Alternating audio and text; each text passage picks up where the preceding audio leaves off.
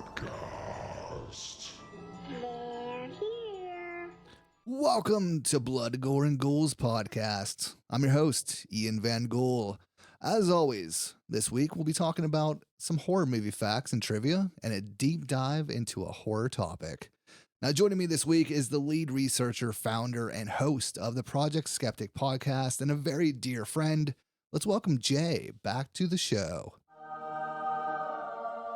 But I am telling you Yes. right now, that motherfucker back there is not real. I'm telling you, man. Thanks for having me, but Absolutely. I'm telling you, man, that story gets weirder and weirder. I know, we right? just talked about it this week too, and if you guys aren't privy to what that clip was, or you've lived like in the ocean for the last 10 months, that story just gets crazier and crazier, man. I don't know what's going on with it, but I'm glad to be here. Absolutely. I thought it was going to say Wu-Tang's for the children, but No. yeah, it's all good. I definitely enjoyed that. I need that sound clip on my show because we refer to that story at least, I don't know, once every other episode or so. So Absolutely, yeah. Yeah, I was listening to your last episode the other day, and you were talking about it. I always get a kick out of it because Bombino, every time, no matter how many times he's heard about it, how many times you brought it up, he still has no clue what you're talking about. there's no idea. It's hilarious. Yeah. But yeah, I was like, oh, we need that. I need that clip. Yeah. So that was the one that I had to kind of make myself today Yeah. because I couldn't find just Nope. the sound clip of it anywhere. So That's what I do. I just steal them. It's Yeah, easier yeah. that way. Yeah. You know, I used to take it to the YouTube, where YouTube would translate or make it all into an audio file for Okay. you. Oh, There's yeah, a yeah. converter. okay, And then I'd upload it and then I'd split it and break it. And I'm like, that's so much work. That And then is. I found out that I can just do it that way. And it was so much oh better. yeah, it took like 30 seconds. Yeah. Oh yeah. Done so with much it. easier. Absolutely. So once again this week, I don't have much in the way of horror movie news, but what I do have is a particular set of facts. So I found 35 horror movie facts from crack.com and figured that we would be cool to kind of kick things off for this episode. Check out that article, see what it's about. So let's get into it and see, well, what it's about. You know, I love facts, right? You do love facts. That is one of the staples on our show is, Absolutely. is facts. So It's all about facts. it's all about the facts, man. Just until the facts. it's until it's not. Until it's- I also did look up that clip today too. Just the facts, not there. I told you it wasn't, man. Yep. You can't find it. I think it's a Mandela effect. No. It's there. He's gonna make it. It's going to make it. So this article is 35 facts. We're actually going to do 34 because 35 is actually what we're going to be talking about tonight. It's about the real Annabelle doll. So we're going to skip that because we'll get into that in more detail later. So this episode's going to be like 3.5 hours long. It is what might you're- be. Is what It you're might trying to be. say. We'll Like, see. should I text my wife and like, don't stay up? Yeah, or something yeah. like that? Okay. That works. Who knows? It could be it could be an hour. It could be. I've sat through More. 2-hour episodes before too. I mean, yeah, it happens, man. Right. Well, I figured instead of just kicking straight into it, we'll, lighten things up a bit, see what these facts are about, and go from there. Yeah, no problem. No problem. So, the first American film that featured a working toilet was Psycho. Now, this one says working, but I believe it was the first appearance or sound of a toilet flushing Oh, on okay. screen. Okay. But I mean, regardless, I guess that is working, right? So flushing a toilet was seen as a little too risque for mid-20th century audiences. Like, whoa, no. Which is why Hitchcock added it as a plot point for some extra shock in 1960's Psycho. The scene in question doesn't include a toilet in the novel that the movie is based on. Yeah. He's Okay. just throwing toilets in there. It's just here. Yeah. So this one was actually from last week, but 3 separate horror movies are inspired by real-world serial killer Ed Gein. So if you don't know about that, go check out last week's episode. The next one is Sissy Spacek slept in her bloody clothes for 3 days. When Spacek's character in Carrie is covered in pig's blood, it makes for quite the stunning visual. During the 3 days it took to finish the scene, Spacek slept in the blood-soaked clothes to not risk losing continuity. That can't be good for your health. You know what I mean? Yeah, it Like, can't be comfortable. No, none of it. No. Yeah.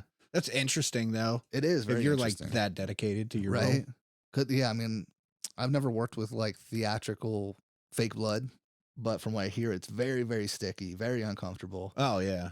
And yeah, so That would suck. That'd be a rough 3 days for sure. Yeah, definitely. Number 31, Scream, was based on actual events that happened in Florida. So Danny Rawling went on a killing spree in 1991 in Gainesville, Florida, killing 5 students in their apartments with a knife and posing their bodies to shock investigators. Screenwriter Kevin Williamson was watching the news story when he noticed an open window in his home, which inspired him to write the Scream script. I never knew that it was based on like most things, based loosely on an actual event. Yeah, stuff like that always, like even what I hear the other day, like Bert Kreischer. You know, what's the movie with Ryan Reynolds in it when he was like in college? Van Wilder? Van Wilder. Yeah. That movie is based on Bert Kreischer's life. Oh, I think I did hear that. I was like, what?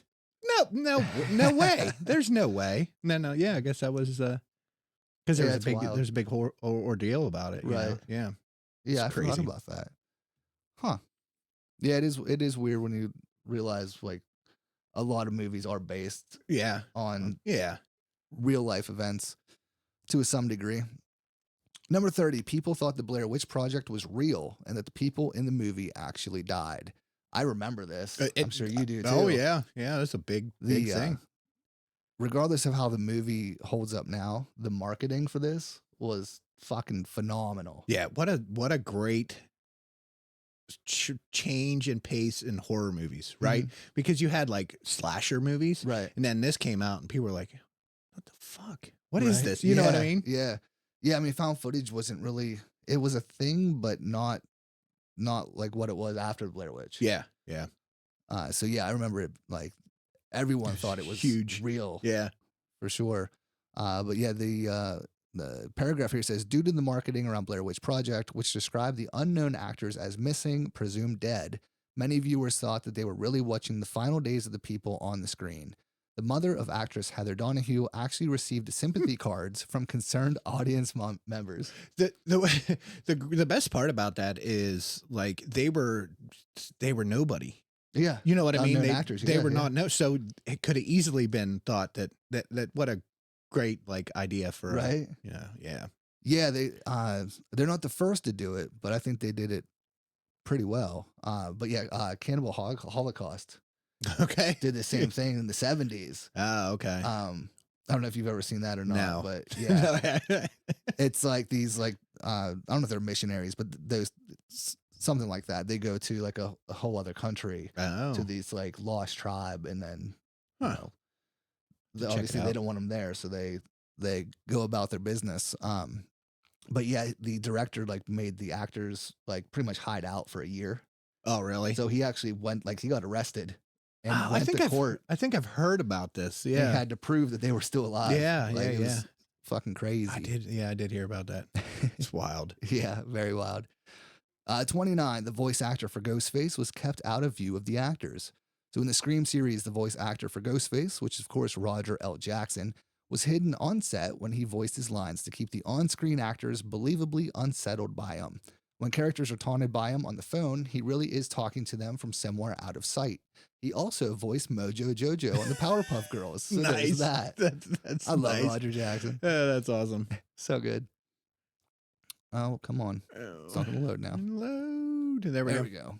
This one we actually talked about last time we were here. Oh, yeah. Cast and crew of The Omen narrowly escaped multiple plane disasters. So if you want to know more about that, go check out the last podcast episode that Jay was on. Yeah. Couple episodes back. Couple eps back. Yeah, 9, 8.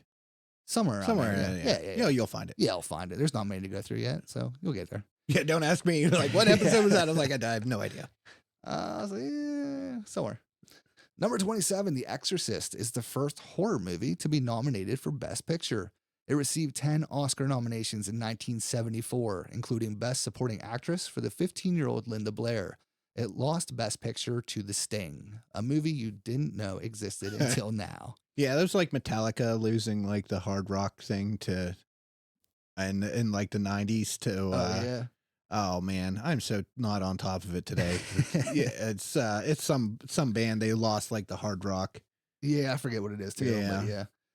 Yeah, it's one of those things. That it should be one that like a band that definitely didn't top Metallica at all. It wasn't like hard rock either. That was the Yeah. thing. I Yeah. can't remember what it was. Yeah. But yeah, horror movies never get love at the Oscars. It's ridiculous.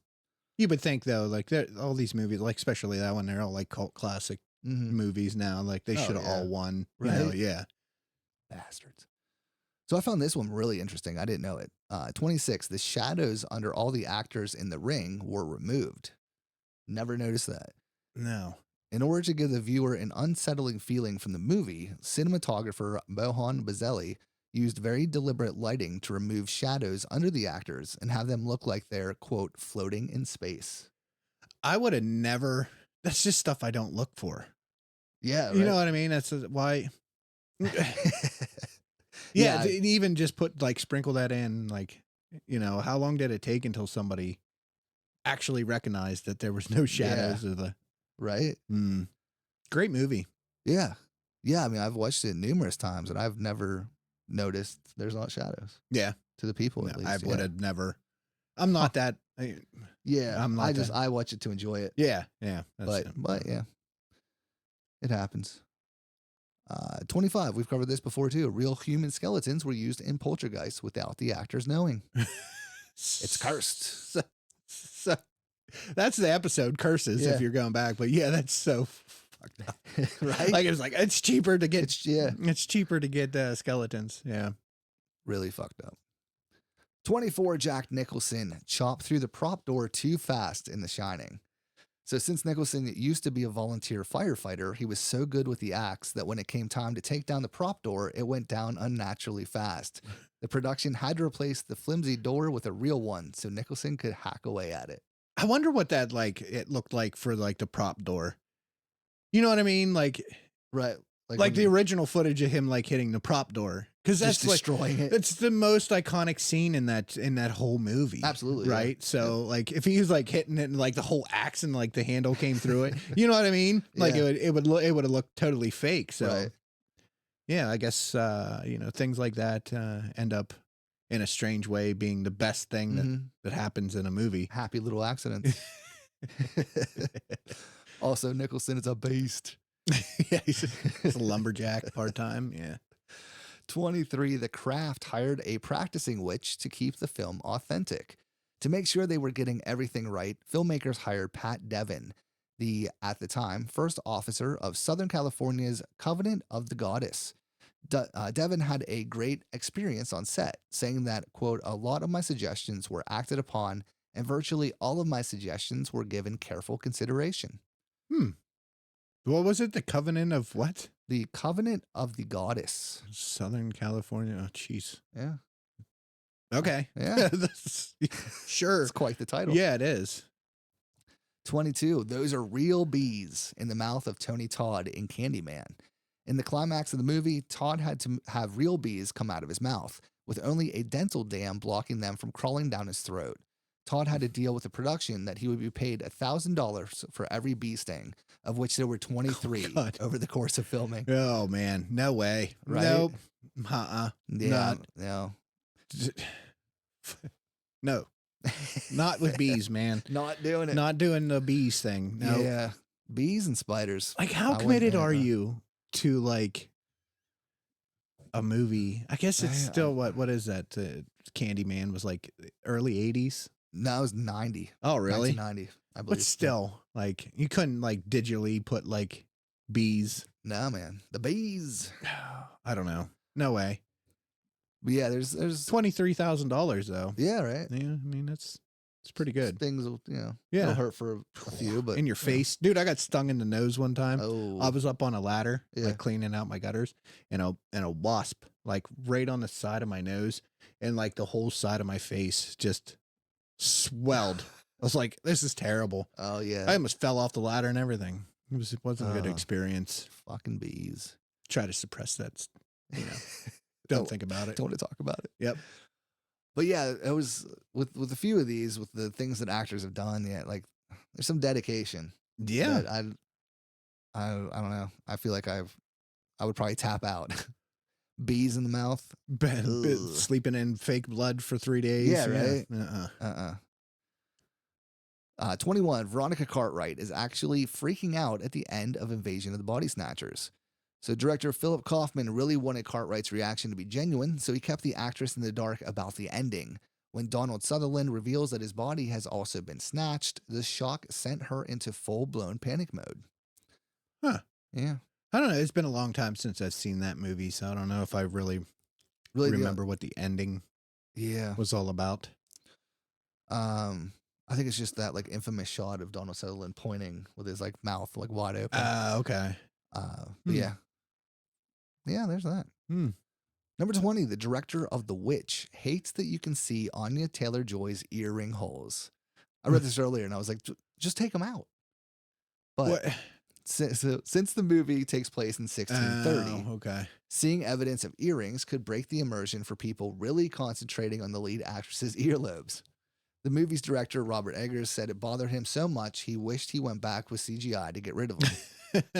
It's like the coffee, like the Starbucks cup in Game of Thrones. Yeah, it's like one of those things. Right. Like, but this is even smaller. Like, I mean, they're just it's not like she's gauged right. or anything. Yeah.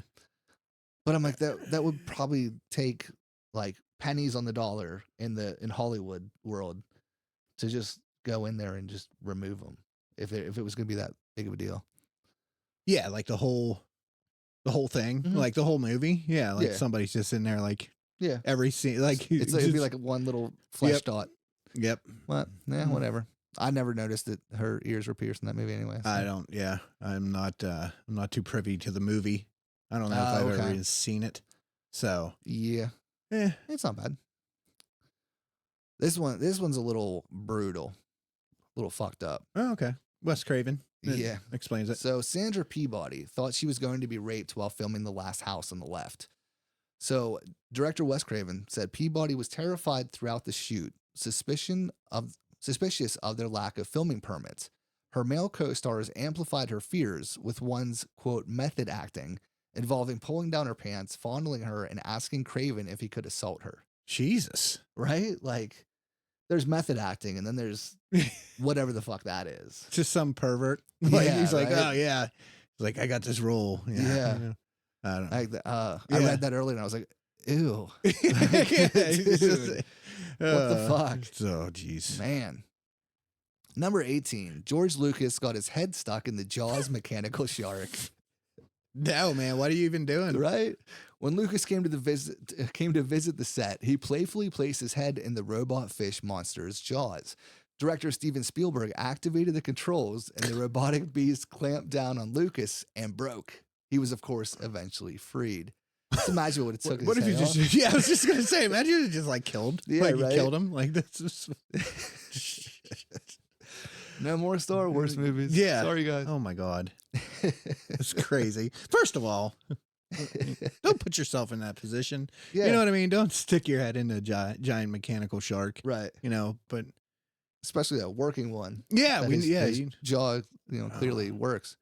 Oh, speaking of Cannibal Holocaust, Ruggero Deodato emotionally tortured the cast and crew of Cannibal Holocaust. Filming in the middle of nowhere, crew members were left in tears or vomiting after being forced to perform or witness no fewer than 7 animal murders. Deodato also abused the locals, making native children extras huddle inside a hut while it was set on fire. Well, yeah, that's like the big, like, other than it being famous for being real, quote unquote, they actually kill animals in it. Oh, really? Yeah, it's pretty disturbing. Like there's a turtle scene that's still stuck with me. A turtle scene? Yeah, dude, okay. It's pretty gnarly. Not a fan. Not a fan of that. 16, Roman Polanski made Mia Farrow eat raw chicken liver in Rosemary's Baby. So if that's not bad enough, in the scene where the expectant Rosemary craves raw meat, the director had Farrow eat the liver take after take, despite the actress being a strict vegetarian at the time. Jeez. Right? Yuck. Raw chicken liver. Of all the meat to have to eat while being a vegetarian. I've had duck liver before. Yeah. And it's actually really good, like if it's prepared like the right way. Okay. But not raw. Yeah. No, it's not like, you think there would be raw. Yeah, there's special effects. Like there's a guy that's all he does. You know what I mean? Like he could make you something that looked like raw meat, but it was Yeah, I mean, yeah. Play-Doh. It's not I like don't you would- know. yeah, Yeah. Not like as a viewer, you'd be able to tell, like, oh, that's not really liver. Yeah. Yeah. Yeah, that's kind of fucked up. But I mean, it's Polanski, so Yeah. it is fucked up. Number 15, Ruby Rose's wardrobe nearly caused her to drown during The Meg. The actress said she was dressed in layers to protect from the cold, making swimming very difficult. Then Rose's shoes began filling up with water, dragging her to the bottom of the tank. She drank a lot of water before safety divers had to pull her up. That'd be terrifying. She's pretty, she's a smoke show. She was at Ruby least Rose. when she was in, what is it? Orange is the New Black. Oh, yeah. Yeah. I always forget that, yeah. She was like ripped. Yeah. Yeah. Yeah, she's pretty super athletic. hot then. Yeah. Yeah. Number 14, Gunnar Hansen had to wear a rancid shirt every day in the Texas Chainsaw Massacre. Like the band. That's exactly what I thought of when I read this earlier. I was like, you had to wear a rancid shirt. Yes. Perfect. Ah, that's great. Uh, Filmmakers only made one costume for Leatherface, and it couldn't be cleaned for fear of its color fading. His shirt became so stiff and putrid after wearing it 16 hours a day. Hansen said after a month, quote, "You could lean my suit up against the wall." Yuck. And that set's like infamous for being disgusting. And, Oh, yeah, and fucking rancid and rotting and everything else. So Yeah, I guess the lengths that they go through to like make these movies, I just maybe I'm not like too privy to like what they're actually doing. right. You know what I mean? Like you just watch a movie and it's just like meh. You don't think about you don't think about it, stuff. Yeah. Yeah, I mean, at least that and Carrie, like they're from the 70s, so I mean, things have definitely changed since then. But yeah, back then it was especially like low budget, like Texas Chainsaw. They had to, cut costs wherever they could. So yeah, No dry cleaning. Little rough in the budget. I get no, it. not at all. I get it. Number 13, Hitchcock tortured Tippi Hedren with actual live birds in The Birds. This one's fucked up too. Birds. Hedren recalled how for days the director would throw real birds at her, which would proceed to scratch and shit. Huh? They edited it. Proceed on- to scratch and shit on the actress. On the last day, the director tied birds to Hedren, with one nearly pecking her eye out. When she began crying, the crew just walked away. Yeah, I've heard of that story. He tied birds to her. Like, It's fucking ridiculous. Being the conspiracy theorist that I am, I'll just put this out there that birds aren't real. There you go. I knew it was Okay. coming. Yep. Birds aren't real. Well, real or not, she got fucked up by birds. Somebody just said the other day about that. I don't know. Maybe it's a Bambino. He's like, birds aren't real. And I'm like, thank you. I'm finally getting you onto my side. Yeah. It was on the last episode. Yeah, was it? Yeah. Okay. There's 100 and some episodes. Yeah. That was the newest one. They all become gray at one point. They all run together. Yep. Yep. Mhm. All of them. Bambino can't remember about the crazy lady on the plane, but he can now remember that birds aren't Yeah, I'm real. glad that he's been on the show now and we can refer to him because people can go back and be like, Oh, oh, yeah. Yeah, now they know who that we're fucking talking guy. about. I'm like, oh, it makes sense. It all makes sense. We love the Bambino. Number 12, the clown really tried to strangle Oliver Robbins in The Poltergeist. Oh. Robbins explained that while shooting the scene where his character Robbie was being attacked by the clown doll, the device got stuck around his neck under the bed. He said Steven Spielberg saw he was in trouble through the monitor and pulled him free, adding that if he hadn't, maybe I wouldn't be here today. Death by clown. It's not just a dessert. It's Bennigan's. Oh, that was Death by Chocolate. I'm sorry. I'm Close old. enough, though. Close enough. Number 11. Producers had to hire a guy to protect the crew from one cast member in Predator, and it's not Arnold. A sexual predator? Sorry. No, I don't. Okay. I don't know. Okay, sorry. I don't think that's what this one's about, but there may have been one there. I'm not sure. The insurance company was so concerned the late Sonny Landham would go off the deep end. Director John McTiernan stated that he had to hire a 6'8" bodyguard to follow Landham around 24 hours a day to protect the rest of the crew from him. What? Yeah. I don't know. Why? I don't know. Like, Maybe he was all roided out. I would Rage. bet, yeah. I I don't mean, know, there's a man. lot- That just doesn't. That's a lot of testosterone on that set. So, Yeah. I don't know. Maybe he was just, I don't know, trying to prove something. I don't know. I don't know, man. Like, why do you keep people like that around? I get it, I guess. I don't know. It's just Yeah. I don't know. I don't know. Yeah, you would think that would be more work. Just fire them, but whatever. Yeah. I don't know. 6'8" bodyguard. Yeah, just hire a bodyguard to follow him around 24 hours. Sure. That works too. Yeah. I wish this would load faster. Yeah, see, I have a problem with my facts page too. Nonsense. So Definitely. We're at the top 10 facts here now. So Kyle Richards was messed up for years after doing Halloween. The then 9-year-old actress said, although she had done horror films before, Halloween turned her off the genre for good. I was terrified, said Richards, adding that after seeing herself in the movie, she had to sleep with her mother until she was 15. Is this the new one? Well, this is the original. Oh, the original? But she is also in the new one. It's the same actress playing the same role. Okay. Yeah. So, yeah. Oh, yeah. Okay. She I didn't know if it was the Rob Zombie version or if it was the OG one, the original Halloween. OG. Okay. But yeah, she came back for Halloween Kills and Halloween Ends, which unfortunately she was barely in.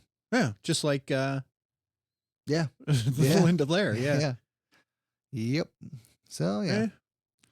Number 9, screenwriter was set on fire for Night of the Living Dead. In the scene where they're throwing Molotov cocktails at the zombies, co-writer John Russo told George Romero it would be unrealistic that none will catch on fire. When Romero said that they had no stuntmen, Russo volunteered to be set ablaze despite having no training or protective equipment for the job. John Russo, he's still local. He comes to Steel City Con all the time and shit. Oh, really? Yeah. Number 1, what would possess you to want to volunteer to be standing there with Molotovs thrown at you? I mean, yeah, it's a once in a lifetime experience, right. But no, it's for the movie. We're guess. doing it for the movie. I guess. Yeah. I mean, like, yeah, he was just going. Fire's fire. Yeah, it's not like you're, I don't know, not getting Molotovs thrown at you. You know what I mean? Yeah. I don't know. Hey, he was committed. Went all the way. All the way. We're doing it for the movie. 100%. Number 8, Bill Skarsgård was so miserable making it, he suffered from Pennywise nightmares. The actor compared the role to a destructive relationship, adding, I was so miserable. Skarsgård said that even after the film was done, he would have vivid nightmares about the demon clown every night he came and visited, he said. One of my favorite movies, the OG, the miniseries. Yeah. One of my favorite movies. Skarsgård, he played such a great role in that movie, in the new one. Oh, you know? Yeah. I can see, because it felt to me like in that movie that he embodied it the same way that Heath Ledger played like the Joker. Mm-hmm. Yeah, I was just thinking that. Yep. You know what I mean? So it was like he fully enveloped into it. And I can see where your mind, is just filling in all that as you even you lay down. You look yourself in the mirror and you're Pennywise for 18 months. You know what I mean? Yeah, it's gonna soak into your psyche. Absolutely. But yeah. Good movie. Absolutely. I love that movie. Yeah, the new ones were good. Nothing against them. Yeah. I mean, I liked them. But yeah, I'm still an OG, like the original one for sure. Nothing wrong with that. Number 7, Linda Blair and Ellen Burstyn both suffered brutal back injuries filming The Exorcist. The lacing on the device used to thrash Blair on the bed came undone, causing the actress serious injury to her back as she yelled for them to stop. Burstyn was thrown off her feet, back first, onto a table, screaming in agony. Both shots and their real cries of pain were used in the final movie. They need to grow up. I watched Mankind be thrown off of Hell in the Cell. Yeah, right. And he got up. He was fine. He went through a desk. He doesn't complain about it. Yeah, man. The Undertaker threw him off of the top of. I've seen that many times. Fucking incredible. It was just like the 25th anniversary or something of that the other day. Maybe it was a couple weeks ago, but I was like, I remember that, man. I was like, I watched it live. Yeah, like crazy. Like. JR was like, oh my God, he killed him. He's dead. Right. They thought he was dead. He's dead. Yeah, grow up, Linda Blair. Jeez. Yeah. Holy amateurs. Grow up. Number 6, Robert Downey Jr. broke Halle Berry's arm while filming Gothica. So while filming a scene at an institution, Downey was supposed to be restraining the actress when he accidentally grabbed her arm the wrong way and broke it. The actor issued a public apology to Berry, but the actress reportedly still hasn't forgiven him. Yeah. Halle Berry. Halle Berry. Ooh. Another smoke show. She Yeah. doesn't age. No. I No. haven't seen her lately. Still looking good. Just like, we were talking about it the other night. Girl from My Cousin Vinny. Oh, Marissa Tomei. Yeah. It was like, I even posted that in our Discord the other day. I'm like, does she even age? Like, it was like when she was 17 and when she was like 40 something. Yeah. Like, she's still smoke show. Yeah, she's got that Hollywood blood. The adrenochrome. Is that what you're trying to say? It might be. Okay. Might be. Okay. Paul Rudd also does not age. Oh, yeah. Ever. No. Yeah, there's a couple of them. I was, there was a girl on, she was on, what, was she in Mean Girls? What was she on? But she was talking to, Whitney Cummings on her podcast this week, and she was saying about the golden juice or something like that. She was like straight up came out and said like they offered her like never to die and like have everything she wanted. And I forget her name. I forget what she was in. I looked it up, but she wasn't like somebody that was real. I guess she was popular and she's been in some stuff, but I couldn't I couldn't recite her name right now. But yeah, somebody offered her the golden drink and she refused it. She didn't take down the golden drink. She didn't take the adrenochrome. Interesting. Huh. Good for her. Good for her. Good for her. Number 5, a dead body washed ashore while filming at the boathouse for the Amityville Horror. So this is the 2005 remake. Actress Melissa George said while filming was interrupted by police seeking Ryan Reynolds' autograph. Wait. It says they were there because a dead flipping body floated to the surface on the shore of the set. I was unaware of that. I didn't know that. Yeah. That's little precursor to the show tonight, but yeah. Mm-hmm. A little bit. Ryan Reynolds. He doesn't age. Oh, what are you saying? What are you saying? One of the biggest stars in Hollywood. Yeah. Dude, everything. He's like Mark Wahlberg. Like everything he's in, I like it. Like you know what I mean? It's one of those like it was okay. It's always good, especially Deadpool. Like I can't wait till the third one. Yeah, he's one that the movie might not be good, but he's always good. Oh yeah, in the movie. Yeah, yeah. He always plays a good role in everything. I don't know. Even ever like Waiting. Oh, Waiting, like back in, fantastic. like the early 2000s. Yeah. Yep. Speaking of Bennigan's, I think they worked at Shenanigans. Shenanigans. I don't know where they worked, but it was like something like that. I forget what it was. Yeah, it might have been Shenanigans. I guess it's not going to load. Yeah, there it goes. There we go. Number 4, Ridley Scott put his own kids in smothering spacesuits for Alien. So after building a smaller set to fit an exploration scene into the budget, the director put a bunch of kids, including his own, into mini spacesuits. They were so hot and poorly ventilated that the actors would pass out and need to be revived with oxygen. Oh my God. Again, isn't there a law, a child labor law somewhere about that?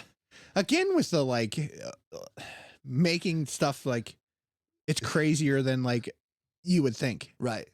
Like, you would have never thought that. No. I mean, like, oh yeah, it's just movie, the kids. It's just movie magic. Yeah. It was like, oh yeah, we were doing CPR on 11-year-olds. Like this normal day. Like this shot, that's a kid. Yeah. He passed the fuck out right after this. Yeah. Yeah, that's ridiculous. We just smack him around a little bit, bucket of water. Yeah. Oh my. Movie magic. Movie magic. Number 3, Stanley Kubrick berated Shelley Duvall to capture her reactions in The Shining. I've heard of this before. Yeah. She was a mess. Oh like my God. Even the scene where she's like smoking the cigarette and you could tell like, I always thought that felt more natural than like her acting. Yeah. You know what I mean? Mm-hmm. Yeah. I feel for Shelley so much with this role. But the demanding director's method for perfection involves screaming at Duvall take after take to get a more realistic performance out of her. It caused the actress so much stress that her hair began to fall out. Did you know Stanley Kubrick also filmed the moon landing? Allegedly. Oh, no. Oh, no. It's a fact you're saying. It's a fact. Dude, little insight to my chaos that goes on in my head. You may get some hate for this, but we never landed on the moon. What? Just saying. That could be another that could be another topic for another time. But you know what I mean. I have gone through this with many people, so it's not like something that I just say. It's just into the madness of my head. Yeah. Huh. Even though I have like people that are alive that are like, yeah, we watched it. I'm like, yeah, you watched it, all right, from a studio in California. Ooh. More Blair Witch stuff. What's going on here? Number 2, the cast distress in the Blair Witch Project wasn't all acting. Filmmakers gave the actors supplies and basically sent them off to get lost in the woods. As they grew more cold and tired, the directors cut their food rations, secretly terrorized them with creepy noises, and violently shook their tents if they tried to get some sleep. Sounds like some Waco stuff there. Yeah, right? A little bit. The little like sound outside and not letting them sleep and cutting their food rations. Yeah. Yeah. Movie. But movie magic. But it's so good though. Like that movie is so like it's one of those once in a lifetime movies that no matter who tries to like remake it, it's never going to be that. Oh, yeah. You know what I mean? Because there's been found footage. Right, and we got into like the paranormal activity movies after that, but it'll never be. It's just like The Shining. You know what I mean? It's one of those generation. Oh, movie. Yeah. It was the perfect time. Yep. For that movie. Yeah, great movie. Yep. And number 1 for our 35 horror movie facts. Scott Glenn listened to a real child murder to prepare for the Silence of the Lambs. To research his role, the actor spent time with the FBI profiler that his character was based on. Glenn says that he still has nightmares about the things he was shown, including a tape of a teenage girl being tortured to death. Jesus. Yeah, right?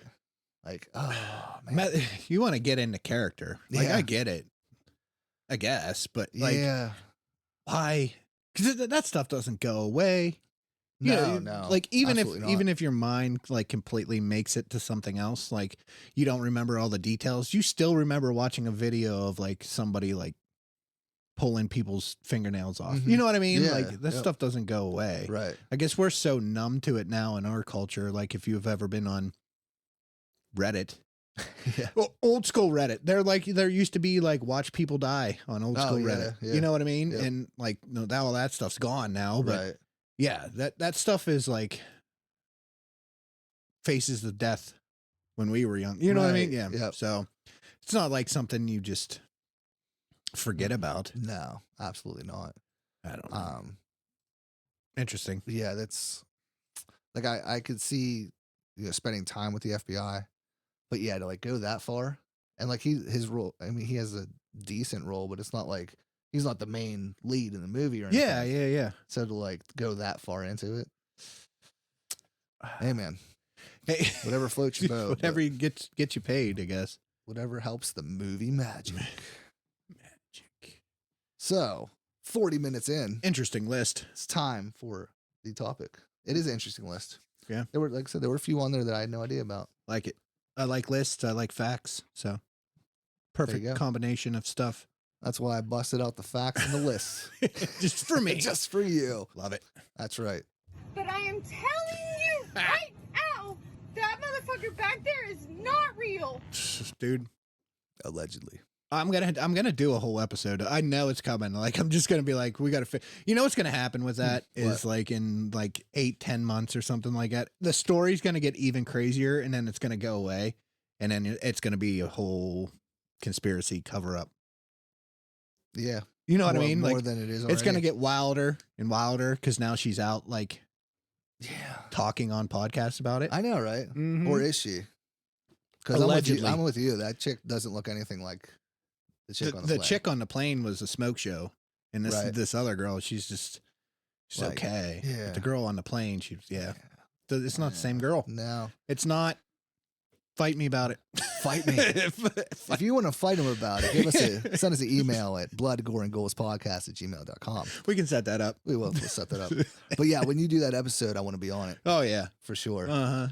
Yeah, we got to dissect the whole thing Oh yeah. because there's like a 15-second clip that has gone like super, made its own multiverse. Whatever's going on with that, I have no idea. Yeah, when we do that episode, it's going to be the meme of Charlie Day from It's Always Sunny. Yeah, that's exactly what it is. It's what it's going to be. And all the different pictures of what it could have been. Yeah. Santa. You ever see that one? Yes. It's like, it's like Bigfoot and like the Loch Ness Monster and everything. Well, the clip that I used from YouTube to get that was actually someone had made. They took that clip and then it was Scooby-Doo on the plane. Oh, yeah, from the dress. Scooby-Doo movie. Yeah. So, I mean, that might have been what it was. But tonight we're going to talk about Ed and Lorraine Warren. It'll be a pretty quick conversation, I'm sure. Not much. My favorite topic. Not much to delve into. No, not So, at all. yeah, It's not heady or anything. Yeah. For weeks now, on both your show and mine, the topic has come up. Yes. We kind of touch on it quickly, and then we say we're going to talk about this eventually. Yeah.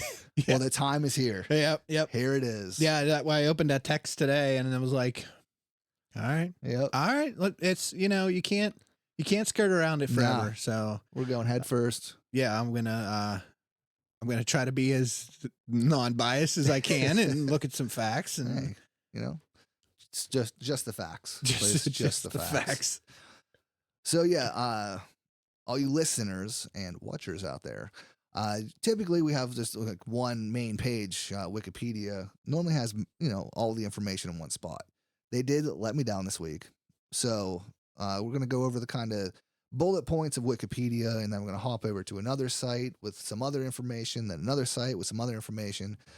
So it might be a little back and forth, jumping around here and there. And then of course Jay has his own information as well. So kind of bear with us, but A lot of information. We'll get it all in there. 10,000 cases a year or something like that. Isn't that what it was, or something like that? 10,000 cases altogether During their career, yeah. Yeah. It's a lot of cases. We're going to start at 1. And and we're going to make our way to 10,000, all on this show.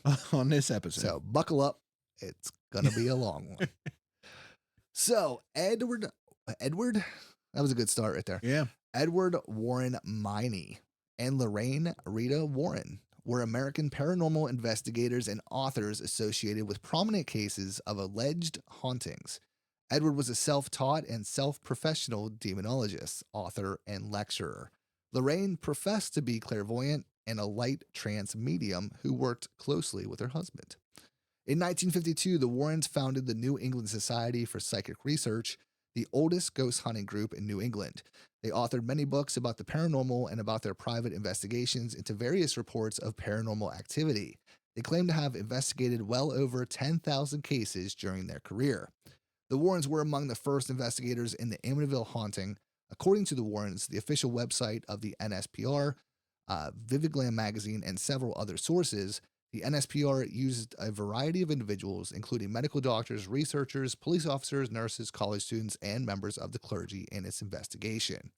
Stories of ghost hauntings popularized by the Warrens have been adapted as or have indirectly inspired dozens of films, television series, and documentaries, including several films in the Amityville Horror series and the films in the Conjuring universe. Skeptics Perry DeAngelis and Stephen Novella investigated the Warrens' evidence and described it as, quote, blarney.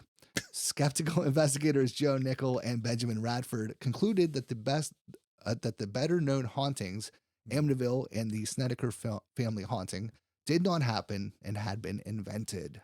Let me interject here just a little bit. So the biggest skeptic on this whole page that we're talking about, Joe Nickel, okay, from my world, right, into the conspiracy, Bigfoot, UFO, paranormal. Right.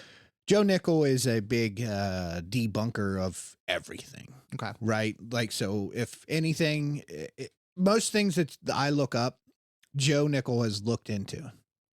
Okay. Some people call him, a fraud of his own because like he's sometimes just making his case to make his case to be skeptical about something. Right. You'll hear a lot about him if you look into pretty much anything with a haunting or a Bigfoot or something like that. He does prove a lot of points out, right? Mm-hmm. He's good at what he does, but he's real, I don't know. He's real matter of fact about being skeptical. Like you can't have a believer side. for him for anything. Okay, Right. yeah, like there's always some kind of scientific evidence or something that'll prove something wrong. Well, and in a way that we know that not everything is taken like that at face value. Right. Yeah. So if you hear his name out there, you will if you look into any of this stuff. But yeah, he's a big proponent of naysaying. Nay. All right, let's give us a rundown here. All right. So we're going to hop over to the other site here. That's just facts about Ed and Lorraine. But it looks like to be kind of chronological. So fit in here. So Ed Warren grew up in a haunted house, allegedly. When Ed was 5, he claimed he saw an apparition, a dot of light that grew until it became his family's landlady, who had died the year before. In The Demonologist, The Extraordinary Career of Ed and Lorraine Warren. I have that book, actually. Is that a book? Yeah. Okay, take that as a note 1. Note 1. Note 1, book. 1. Okay. Ed recalled that she was, quote, semi-transparent, wearing what looked like some sort of shroud. Then she vanished. Soon after, Ed was having dreams of dead relatives he'd never met, including an aunt who would send him messages about his future, telling him that he would help many priests but never become a priest himself. Quote, I'm not a priest today, but I do work closely with them, he said in The Demonologist.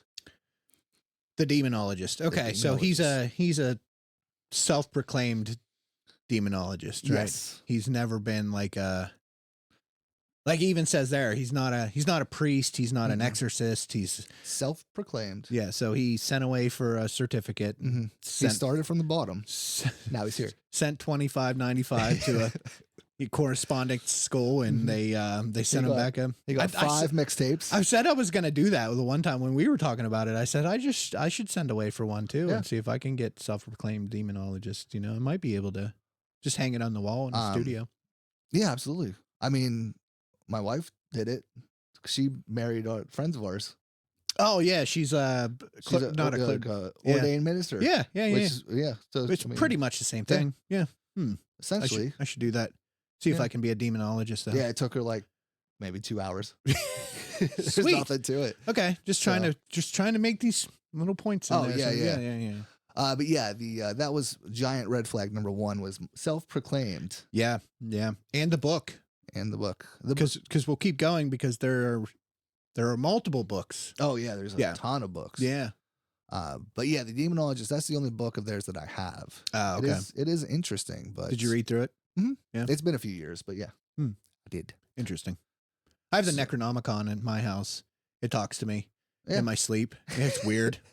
But it's a book. Yeah, I think that's a much better book. So Lorraine Warren discovered her abilities when she was a child. Like Ed, Lorraine began having unusual experiences when she was young, but she just assumed everyone had those same abilities. That all changed when she was 12. As she recalled in The Demonologist, it was Arbor Day at her all-girls private school, and her classmates had just planted a sapling. Just as soon as they put the sapling in the ground, I saw it as a fully grown tree, filled with leaves blowing in the wind. She was high. She said when a nun asked her why she was staring at the sky, Lorraine responded, I told her I was just looking up into the tree. Are you seeing the future? She asked me. Just as sternly, yes, I admitted, I guess I am. Now, with Lorraine, okay, yeah, I believe in that. I believe in clairvoyance and medium, maybe.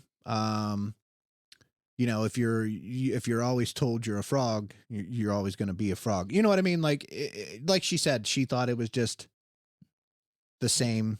Yeah, everybody did it. Now, would I put more faith in her being clairvoyant or having some sort of visionary, or maybe not seeing the future, because that seems out of realm for like clairvoyant. But yeah, I can get behind that. I can get behind that fact. Maybe she had special abilities, powers. She was an X-Men. I don't know. Yeah, she may be a mutant. Yeah, that's true. But yeah, I agree. It's a topic that I've slowly delved into, but like, kind of what exactly is going on. I tend to be lean towards the kind of multiple dimension type thought. And that kind of everything is all happening at the same time. Yeah. So present, past, and future. So if if she has that sort of power, then maybe she's seeing a different dimension Yeah. in the future Maybe. where that tree was fully grown. Yeah. I wish I was a medium though. I'd be the extra large medium. I'd start a podcast, the extra large medium. That'd be good. It'd be bomb for sure. No, that'd be good. I like that. Who knows? Maybe one day it'll just hit you. Yeah. Maybe I just need hit like with a bat, like in the head or something. Pretty hard. Yeah. Maybe. It's fine. Yeah. It's fine. We'll try it out. Scientific experiment. Yeah, that's what we'll chalk it up to. If anyone asked, it was a scientific experiment. So Ed and Lorraine Warren began dating as teenagers. They both lived in Connecticut and met in 1944 when they were both just 16 years old. Ed worked as an usher at a movie theater that Lorraine and her mother frequented. They began dating, and soon after, Ed went off to fight World War II. So they got married in 1945 thanks to a sunken ship. In 1945, Ed was 17 years old. He enlisted in the Navy. He had only been deployed for a total of 4 months when he was sent back home on a 30-day, quote, survivor's leave, after his ship went down in the North Atlantic Sea. It was during that short break that Ed and Lorraine got married, then he returned to war. The couple later had a daughter named Judy. The war ends like within that time too, in like 45. Yeah. I'm pretty sure. I was trying to just make a timeline. Yeah. Like, what is it's 45. It is, yeah. It's in I was trying to July. think of the actual, July. I think it's in July. That's what I was going to say, and I'm like, I second guess myself. Yeah. But yeah, July of 45. Yeah, that's why I don't get the timeline. I don't know. I'm just trying to timeline stuff together. Like, it doesn't say what boat he was on that went down. No. You know what I mean? I don't know. I'm just trying to make sense of it all. It's fine. Yeah, good luck. It's fine. Where are we at here? So the Warrens thought they'd make their living as artists.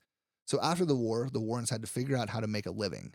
Each of us had skills as landscape artists, and we each harbored a desire to paint, Lorraine said. Ed had taken art classes, so she said we began our marriage under the assumption that we were going to be artists. Rather than painting landscapes, the Warrens decided on a more unusual subject on which to focus, haunted houses, which Ed found in the newspaper. They go to the houses, sketch them, then knock on the door and offer the sketch for more information about the haunting. If the story was compelling enough, they'd actually paint the house and sell that artwork later. They spent about 5 years going around the United States painting and investigating haunted houses. I can get behind that. That's kind of cool. Yeah, Here, do you want your house painted? It's haunted, but we'll paint it for you. Right? You know, it seems like it's such a grifter thing to do though. Yeah. Like it is another giant red flag. Yeah, it just doesn't man. It's a weird thing to do. It is a weird thing to do. I don't know. I mean, I get it, I guess. Got to make that money somehow. But no, I mean, when I'm thinking haunted houses, I'm thinking like, haunted houses. Like stereotypical Halloween haunted houses. Oh, yeah. So I'm thinking of painting those. Like fun houses? Yeah. But yeah, they just roll up. I mean, obviously, he found it in the newspaper, so obviously the owners would think that they were haunted or whatever. Yeah, I guess, though, you got to think of the time, okay? Because the more that the time goes on, the more in the cultural zeitgeist these things are, okay? The more accepted that they are now than they were in the 40s, right? You weren't going to the newspaper and saying, my house is haunted, True. right? Yeah. So for them to say, like, oh, we found all these haunted houses, it's just the same way if you saw Bigfoot or abducted by aliens or saw you wouldn't, it's a different time. You're not telling people because then they think you're fucking crazy. That's true. You know what I mean? Yeah. So for them to be like, we found all these haunted houses, it's just not lining up for me. Fair enough. Maybe you can change my mind. Yeah, probably not. Okay. I'm not going to try. Okay. Because we think alike when it comes to the Warrens, but we'll see. We'll see what the information's in here. Number 6, Lorraine Warren was initially a skeptic. Oh, okay. Initially. Okay. Well, if she's clairvoyant, I could see why. Right. Because then she could see the future. But she should have saw that her husband was a fucking idiot. That's what she should have saw. Just kill Hamlet in the first act, why don't you? Yeah. Despite her early experiences with clairvoyance, Lorraine didn't believe in ghosts until later in life, after she and Ed began visiting and painting haunted houses. In the beginning, I was more than a bit weary of the people with whom we spoke. I thought they were kind of suffering from overactive imaginations or were just making things up to get attention. But when she noticed the similarities between the experiences, including from people who had never met and who were from opposite sides of the country, she became a believer. I wonder how many cases.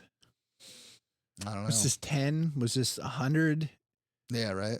Like how many haunted houses do you have to paint to become a believer? That's all I'm.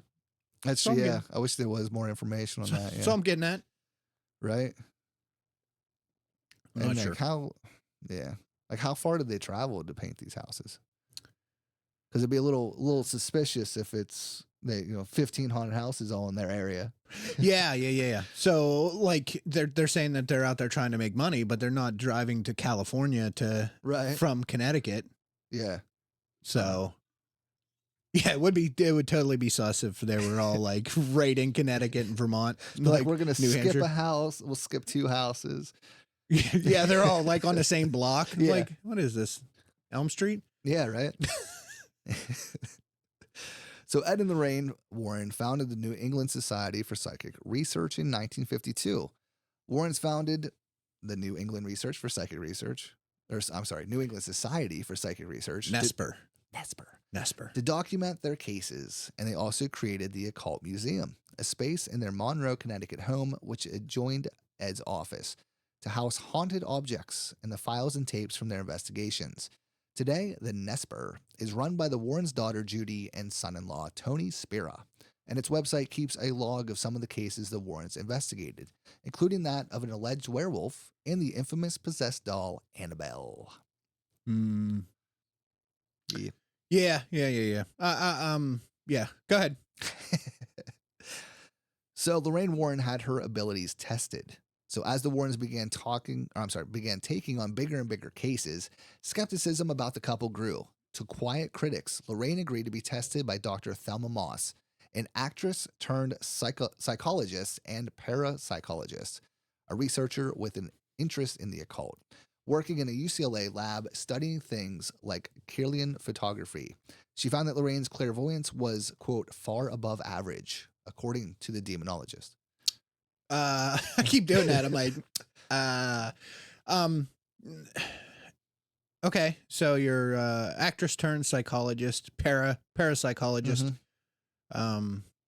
I wonder what test they ran to like see, because there's an odds game, right? So if we're guessing cards out of a deck of cards, Right. out of 52, and that, how many are you gonna get right? Like me? Anybody, Not many. I know. Is it like we're looking at the same cards? We're looking at the same, or we're like out of 3, what, like, Right. we put 3 cards down. You have to pick the ace of spades. You have a 33% chance that you're going to pick it. So does those odds make you lucky or good? You know what I mean? Yeah, Like, the whole thing just reminds me of Bill Murray in Ghostbusters. okay. Do you remember that at the beginning of Ghostbusters? Wow. He's doing the clairvoyant test to he has the guy and then the good looking female. Okay. And I think the guy's getting the questions right and he's zapping them. And the girl's completely wrong. And he's like, yes, you're right. And I'm also thinking this test went something like, on a scale of 1 to 10, how much of a clairvoyant are you? And Lauren's like, 10. 10. It's 10. Then, and she's like, you're above average. And this is also according to their own book, The Demonologist. I'm going to write a book about myself. And You should. Yeah. Extra large medium. Extra large medium. Sold. I'd sell 1 million of those. Right? Just blank pages. So I would say if you're psychic, you should be able to see what these pages say. What do you mean they're blank? Yeah. It's covered in words. Ed and Lorraine Warren never charged money for their investigations. Instead, they made a living from giving lectures at colleges and by licensing the rights to their stories for film, TV, and book projects, which there are many. of all of them. Yes. Yeah, Yeah. I mean, that was literally their main job was lectures. Oh So- yeah, on TV shows, you ever see them like sitting on the couches on like Yeah. the TV shows, and they're Yep. talking about whatever Snedekers or yeah. Being mutants.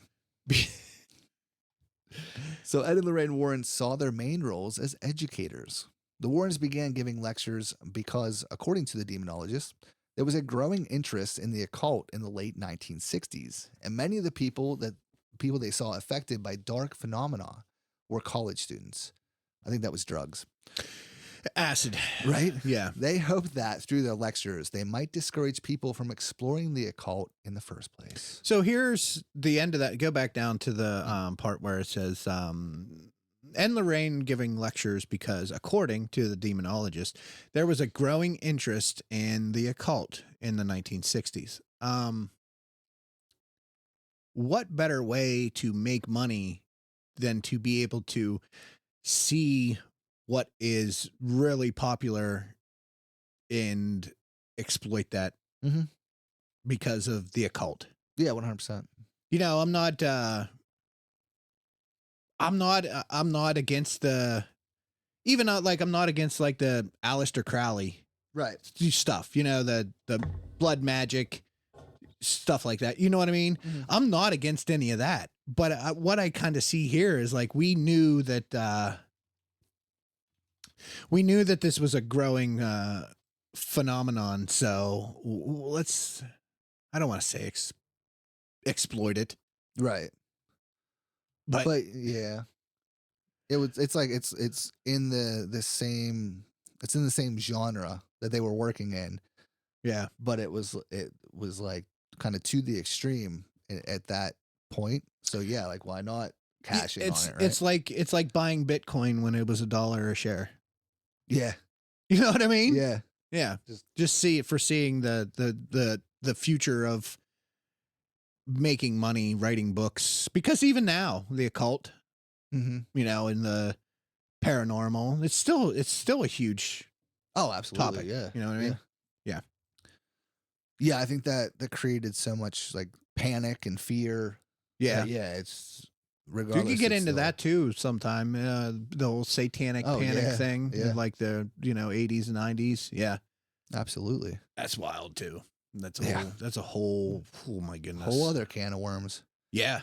Yeah. Because really that's, that's taking out the, Catholic Church from the Mhm. bottom, in fear of what's going to happen with these kids that are worshiping Satan. But that's Yeah, another topic for That is another another time. topic. We'll get there. We'll get there someday. So now we're going to move into the a list of a lot of different cases, but the ones that primarily were turned into movies or media of some sort. Some tort. Yeah. Yeah. Yeah. Because there's a lot of them, especially in the Conjuring universe. Yes. Yeah. Yeah. Absolutely. So, the Annabelle doll. So, in a locked glass box in the Occult Museum, there's a Raggedy Ann doll named Annabelle with a, quote, positively do not open warning sign on it. The doll may not look menacing, but of all the items in the Occult Museum, that doll is what I'd be most frightened of, said Tony Spera, the Warrens' son-in-law. According to the Warrens' report, a 28-year-old nurse who received the doll as a gift in In an ad. Ah, what is this?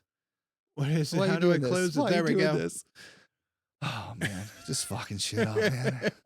28-year-old nurse who received the doll as a gift in 1968 noticed that it had started to change positions. Then she and her roommate started finding parchment paper with written messages saying things like, "Help me, help us." As if that wasn't strange enough, the girls claimed that they didn't even have parchment paper in their house. Next, the doll started showing up in different rooms and leaking blood. Unsure of what to do, the two women turned to a medium who said the doll was being occupied by the spirit of a young girl named Annabelle Higgins. That's when Ed and Lorraine Warren took an interest in the case and contacted the women. After evaluating the doll, they came to the immediate conclusion that the doll itself was not in fact possessed, but manipulated by an inhuman presence. That's a daemon. That's a demon. The Warrens' evaluation was that the spirit in the doll was looking to possess a human host, so they took it from the women to keep them safe. While they were driving away with the doll, the brakes in their car failed several times. They pulled over and doused the doll in holy water, and they say that after that, their car trouble stopped. The power of Christ compels you. Couple things. Yes. So Annabelle, Robert the doll. Mhm. Have you heard of Robert Yes. the doll? What is it? The double neck cube or double neck box or something like that. Didn't what's his name? Didn't what's his name with the tattoos on his face open it or touch it or something like that? Who's that? Post Malone. Oh, Posty. Yeah, Did I think he? he touched it and then Oh. like his wheel fell off his plane or something like that. Damn it. Yeah. So close. No. So there is stuff that could fall into this category of cursed. Right. We've talked about curses before over on our show, and cursed is one thing, possessed maybe. Mhm. It's not a living entity. Like it's not like me, you, your dog, Right. cat, whatever. You know what I mean? It's not Chucky. Yeah. Well, yeah. But it says like, you know, she wants to possess the human entity. What's the transfer rate? What's the baud rate on that? Like, how long does it take for a demon to jump from a Raggedy Ann doll to like a human? You know, Right. Yeah. how long? Another question too. If you were there, Mhm. Man, you know how hard it would be for me not to like open it. Oh, and I just know, be right? like, cool. Yeah. You know, who was up there? Oh, he's the ghost hunter guy. Oh, yeah. I know who you're talking about. Zach Baggins. That's it. What a douche. He was up there and he was like trying to like mess with it too. And I think he owns part of it now. Huh. The Warren estate thing. Okay, So yeah. yeah, I don't know. Possessed doll, cursed, you know, like we've talked about Mhm. before, like curses, I could probably wrap my head around a curse Yeah. maybe, but like Demon a doll? demon, like Demon doll. he has nowhere else to go. Yeah, There's right. 8 It's billion weird. people on earth. Yeah. Just grab one, you know? Is that not how it works? I don't know. I mean, once you're trapped in a Raggedy Ann doll, no going back. I don't know. Yeah, I don't know. But interesting. Yeah. So according to Ed and Lorraine Warren, Annabelle the doll continued to move around their house on her own too. So yeah, it was really like a Chucky doll. So they locked her in a glass case and sealed it with a binding prayer. But even now, visitors to the Warrens Museum say that Annabelle continues to cause mischief and may even take revenge on skeptics. One couple of non-believers reportedly got into a motorcycle accident soon after visiting the museum, with the survivors saying they had been laughing about Annabelle just before the crash. Who's going down the road on their motorcycle like, Right. vroom, vroom, you stupid believe dog. that, Yes, Annabelle? yeah. Uh-huh. I know the thing with Robert the doll thing, like you take his picture or whatever. That Yeah. like, there's a lot of documented like people have like ended up sending like the pictures back, like the Polaroids back to them because Right. it was like after they had left, it was just a same kind of thing though. Like Right. we left and there was a motorcycle wreck. Well, is that by chance? You know, is that by happenstance? Right.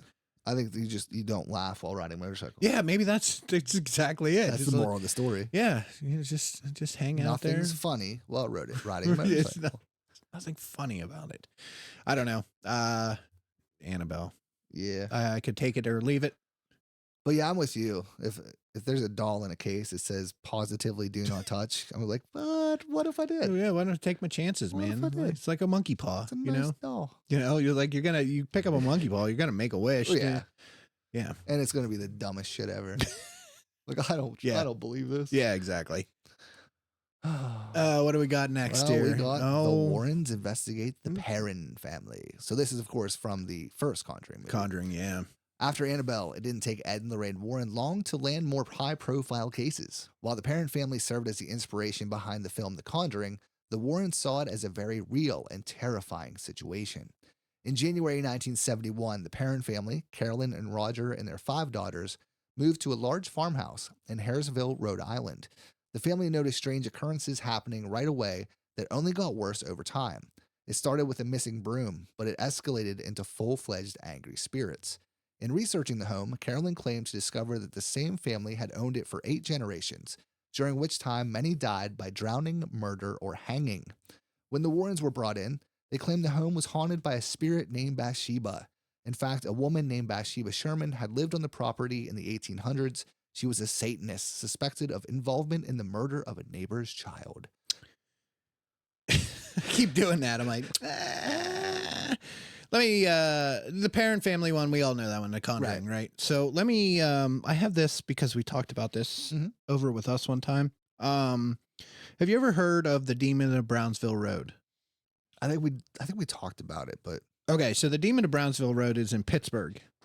Oh, okay. Okay. So, the house on 3406 Brownsville Road was built in 1910.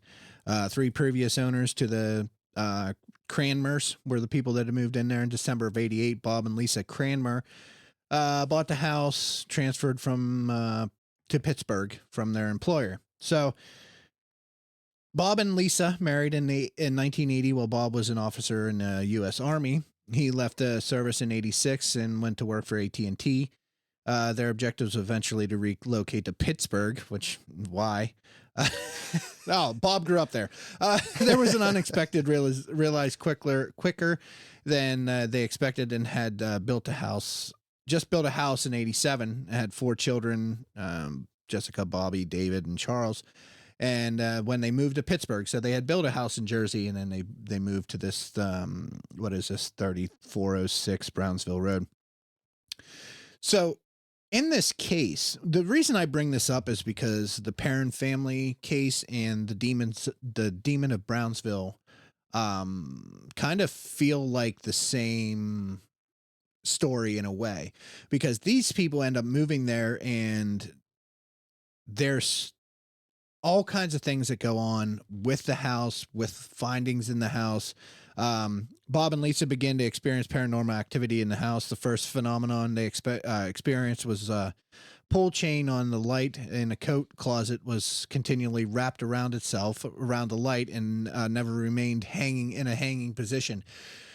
So this case, he has, since there's pages and pages and pages of this, since then he has written a book. Like the family got like dysfunctional, like she had left, the kids like grew up, there was some health issues with the kids. I mean, it all seemed like normal stuff, but there's all this presence that like Bob was like, there's a demon that lives in our house, and you can actually go stay there right now if you want to. It's a Airbnb now. Okay. So if you want to go stay at the house on Brownsville Road in Pittsburgh, you can actually go stay there and see if, but since then, since everything has gone on, Bob said that there was like nothing that has gone on since the kids had grown up and moved out of the house and everything like that.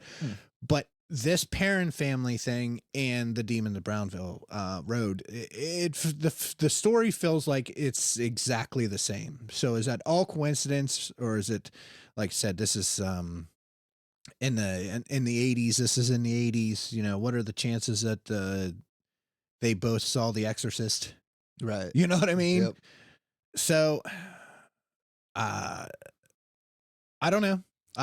This one's interesting. It's a huge cornerstone to the entire Ed and Lorraine Warren zeitgeist. Yep. So, yeah, I mean, at least like they kind of put them on the map, kind of present day at least. Yeah. Yeah. Yeah. Now, you know, even though the original Conjuring is probably like 15 years old now, maybe not that, maybe not, maybe 10. Yeah, somewhere around maybe there. in the mid-teens somewhere. I can't remember when it came out, but But still, yeah, they definitely took that ball and ran with it. Oh, yeah. You know. Yep, for sure. Let's see where I was at here. All right, so yeah, according to Andrea Perrin, the family encountered several other spirits in the house that made their beds levitate and smelled like rotting flesh. The family avoided going into the basement because of a cold, stinking presence. The things that went on there were just so incredibly frightening, Lorraine recalled. The Warrens made frequent trips to the house over the years that the Perrin family lived there. However, unlike the movie, they didn't perform an exorcism. Instead, they performed a seance that had Carolyn Perrin speaking in tongues before she was allegedly thrown across the room by spirits. Shaken by the seance and concerned for his wife's mental health, Roger Perrin asked the Warrens to leave and stop investigating the house.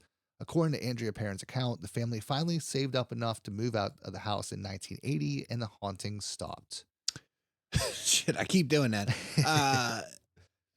Is this the one with the ectoplasm? Or is that a different movie where they're like at the table doing a seance and all like I think that's a different. That's a different one. I think that's a different movie, but yeah. I don't know. There's so many of them though, like the Amityville. You know, just to bring that up because it's next. You know, there's so many Amityville movies. Mm-hmm. It's crazy. Yeah, that whole thing is blown way out of proportion. Yeah, there's how many of those? Well, that's the thing that they can't trademark the name because it's a place like the Amityville. Oh yeah. So there's if you're counting the Amityville titles, there's like 20 some. Yeah. But as far as the actual Amityville horror movies, yeah. I mean, there's still a lot, but Yeah. not nearly what you think because they're not all, you know, in the same franchise. Oh yeah, because you're like, oh, it's Hallmark Channel, and it's like Amityville, but it's just like not Amityville. You know, it's something different. Amityville for Christmas. Me, you, and the demon. That's right. Extra large, medium. Love it. Yes. This one, yeah, Amityville is Old Amityville. Interesting because like there's so much. We'll get into it. Okay. Just go ahead. So, though their other investigations remain intriguing, the Amityville horror case was Ed and Lorraine Warren's claim to fame. Mentally ill from Amityville. There you go. Did you ever hear that? It's an Eminem. I forget who it is. Mentally ill from Amityville. Eminem. In November 1974, 23-year-old Ronald DeFeo Jr., the eldest child of the DeFeo family, murdered his entire family in their beds with a .35 caliber rifle. The infamous case became the catalyst for the claim that spirits haunted the Amityville house. In 1976, George and Kathy Lutz and their 2 sons moved into the Long Island house and soon believed a demonic spirit was residing there with them. George said he witnessed his wife transforming into a 90-year-old woman and levitating above the bed. I don't know what's wrong with that. Well, you know what? Go back up to the picture of the house. They always show the house at this angle because it's like that side of the house is. It's like the left-hand side of the house. It's not even like the front of the house. No. But anytime you see any Amityville, because that side of the house is ominous. Mm-hmm. Like those windows and like the shape of the house just kind of give you like that ominous feeling. So absolutely, yeah. They always show that side of the house. And with Ronnie James Joe DeFeo, he sentenced 6 to 25 years. That's all he got. 6 to 25. Oh, okay. But that was in what was that? 74. He died in prison on March 12th of 21. So he did way more than he got. He ended up with life. So he did. Okay. If he got 6 to 25, he sentenced 6 to 25 to life. So it was 6 to 25 to life. So he did life. You know, it's a brutal murder that really happened. You know what I mean? It's not a. Yeah, there's no. It's not. This part of the whole story is not make believe in any way, shape, or form. This guy really went in with like a lever action rifle and like killed everybody in his family, which is crazy to me that like you could shoot somebody in a house and like everybody else wouldn't wake up and scatter either. Yeah, because like in the movies though, they play it off that he's like possessed too. Yeah. Like he was, and I think he was just, you know, there's some issues around there with him. We obviously dive into the true crime stuff every once in a while, but so there was some issues with him. Mm-hmm. So yeah, it's just it amazes me that he killed somebody with a rifle, because that many people with a rifle without any kind of confrontation. Yeah. Okay. That's all I got about him. Yeah, no. Oh, there's a whole Wikipedia page. I could start reading it, but we'll keep going. Off. So let's see. They claimed to see slime seeping out of the walls and a pig-like creature that menaced them. Even more unsettling, knives flew off the counters, pointing right at the members of the family. The family walked around with a crucifix, reciting the Lord's Prayer, but to no avail. So this is this the one with scroll down here? Is this the one with the picture of the staircase, or is that Amity, or is that the parent family? That's the Perrin family, I believe. I did hear something about that because that's a very famous picture. Yeah. Like there was somebody that worked with them that they think it was. And he was like kneeling. Oh, like he's a really? grown ass man. And he was kneeling in the reflection because the eyes kind of look like blackened but reflective. Yeah. This guy that was with the Warrens, like he wore glasses and Okay. they kind of like outlined it. Like he could have just been a grown dude just kneeling, but it does Oh, look like yeah. a kid Right, like peering around the corner. Right. Okay. That was the Perrin one. I get those two confused all the time. Like the Conjuring one and the Lutz one in Amityville. Feel like the same story. they're all pretty similar. Feels like the same story to me. So as I scroll down here, there's this picture Okay. that I've never seen before until I was researching. So it's a picture of Lorraine Warren, and it says, the caption underneath says, one of Lorraine Warren's favorite investigative techniques was to lay back on the beds in a house, which she claimed allowed her to detect and absorb the psychic energy in a home. This picture looks like she's just full embrace. I don't know, possibly making out, possibly cupping the balls. Yeah, it definitely looks like she's grabbing on some cheeks there. And Yeah. yeah. Like she's in a very interesting position, to say the least. Yeah, interesting. I don't know. Any kind of credit I may have given them, I may have lost seeing this picture. Wow. That's a funny picture. That is something. That is. Describing pictures on an audio format. You got to love it. Yeah.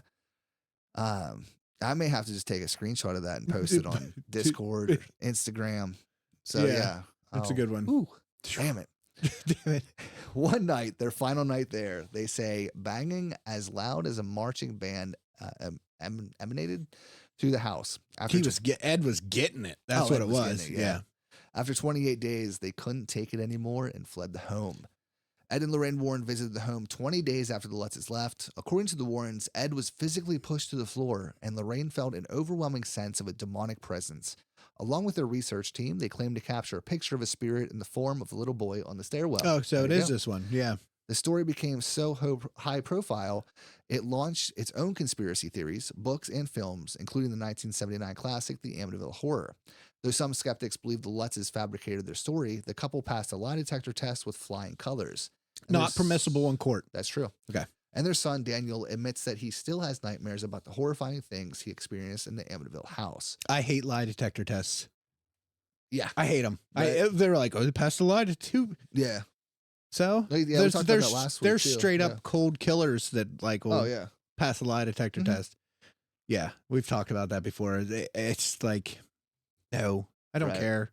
Like, there's definitely ways around they it, make that like one of the big red flags. They're like, oh, we failed a lie detector test.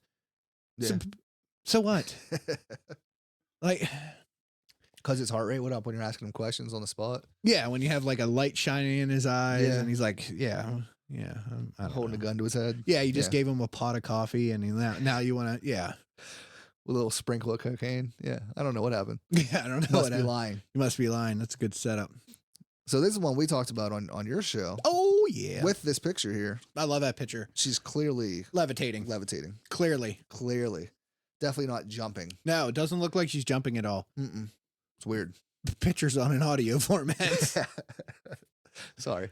Yeah. Just you know picture it in this. your head. Everybody knows this Yeah. picture. If you look up the Enfield haunting, it's gonna show you this picture. But yeah, definitely not jumping. So in August 1977, the Hodgson family reported strange things happening in their house in Enfield, England. Knocking came from all over the house, causing the Hodgsons to think perhaps burglars were prowling around the residence. They called the police to investigate, and the officer who arrived said to have witnessed a chair rising and moving on its own. At other times, Legos and marbles flew across the room and were hot to the touch afterward. Folded clothes leapt off of tabletops to fly around the room. Lights flickered, furniture spun, and the sound of barking dogs emanated from empty rooms. Then, inexplicably, a fireplace ripped itself out of the wall. What? Whole fireplace. The whole thing. Attracting the attention of paranormal investigators from around the world, including Ed and Lorraine Warren. So fireplace ripped itself out of the wall. That reminds me of Beetlejuice.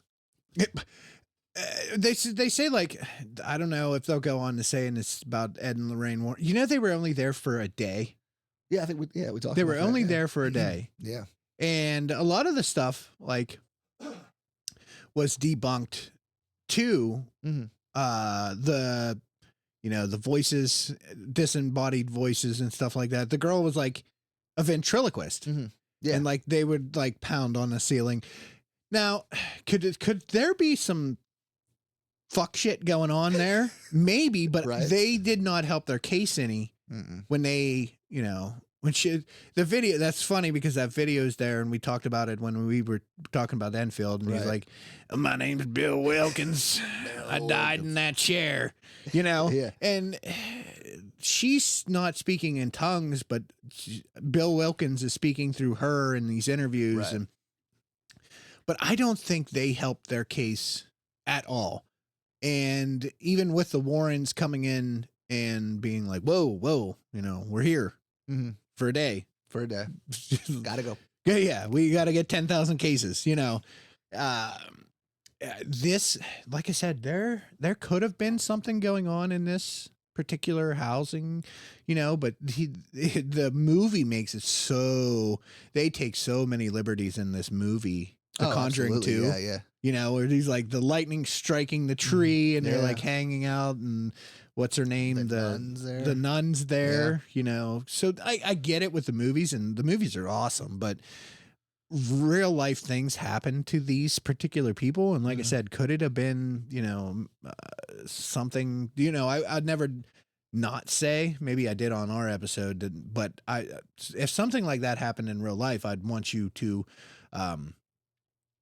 I want somebody to believe, I guess, because I've had my share of strange encounters, ghost children, shit like that happen to me.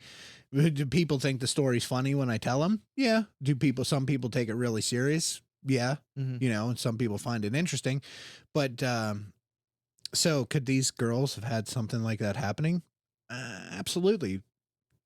Bringing the Warrens in and them like throwing their voices and kicking each other and jumping off the bed for pictures help the case? Not at all. No, Not at all. definitely not. But yeah, I mean, that's why it's so interesting to talk about these things on both of our shows, but I do it on this one because of the whole based on a true story. That even like The Conjuring is taken. There's a true story there, but then it's they use movie magic. Yeah, right? yeah.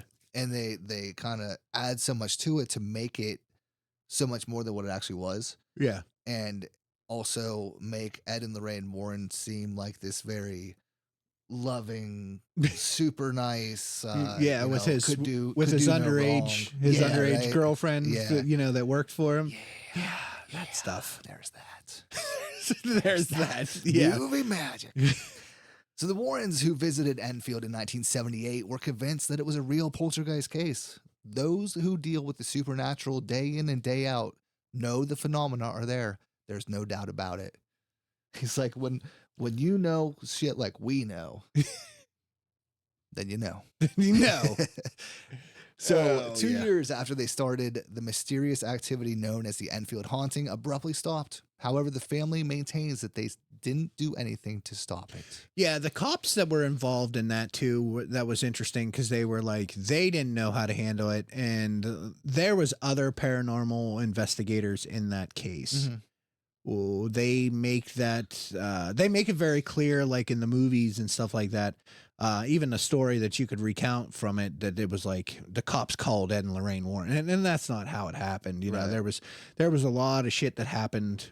Like it wasn't like 3 days later, So yeah, the story gets really muddled because now you're dealing with a cinematic version of it to the actual story. Right. Yeah, it really gets muddled because then somebody will tell you, and they're like, "Oh, I thought this was," and this is how it went, but that was how the movie went. Right, Now we're creating a really gray area of the story. Yeah, I mean, I've been guilty of that. Watching a movie that's supposed to be a true story. Yeah, and then you think that that's how it actually went, and then you find out, not so much. Yeah, it's close. Yeah, the The facts. Just the facts. Just the facts, man. So through the years, the Warrens performed all of their paranormal investigations free of charge, making their livelihood from selling books, movie rights, lectures, and tours of their museum. Ed Warren died from complications following a stroke on August 23, 2006. Lorraine Warren retired from active investigations shortly after. However, she remained as a consultant to the NESPER until her death in 2019. According to the Warrens' official website, the couple's son-in-law, Tony Spera, has taken over as director of NESPER and head curator of the Warrens Occult Museum in Monroe, Connecticut. Many skeptics have criticized Ed and Lorraine Warren over the years, saying they're good at telling ghost stories, but lack any real evidence. However, Ed and Lorraine Warren always maintained that their experiences with demons and ghosts absolutely took place as they described. Whether or not their stories are true, it's clear that the Warrens made their mark on the paranormal world. Their legacy is solidified by the dozens of films and television series that have been created based on their many eerie cases. After learning about the real Ed and Lorraine Warren cases that inspired the Conjuring movies, well, that's just how I mean to read about Robert the Doll. Robert the That's not part of Doll. But yeah, we already did that. Robert the Doll. Okay, I got my stuff. All right, let's do it. So the big story that's missing out of all of this, and it's on the wiki page, say somewhere, but the Smurl family haunting. Okay. Smurl family haunting refers to claims made by Jack and Janet Smurl in West Pittston, Pennsylvania, who alleged that a demon inhabited their home in 1974 and to 1989. The Smurls claimed to gain whole-wide press attention. This is big, and this isn't. I'm surprised that it isn't one of these movies yet. It may be at one point. Were investigated by demonologists who encouraged the family's supernatural beliefs, and clergy, psychologists, and scientific skeptics who offered more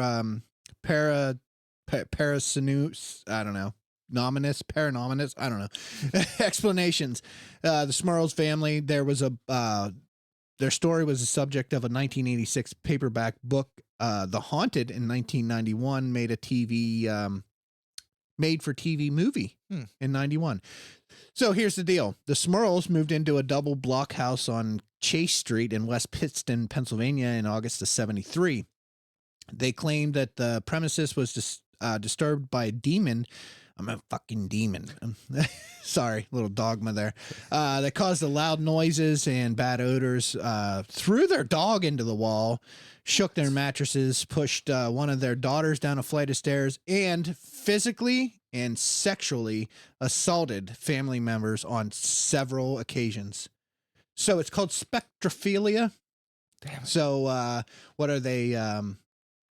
Oh man, succubus, incubus, and succubus. Okay. Yeah. That was kind of like how it was going with the Smurls. Huh. And he's even on like TV, like Sally Jesse Raphael or something. Oh, dude, you got to look it up. In 86, the family brought a pair of demonologists, Ed and Lorraine Warren. According to Ed Warren, the demon that inhabited the Smurls' home was very powerful, and it shook mirrors and furniture after they tried to persuade it to leave. Get going.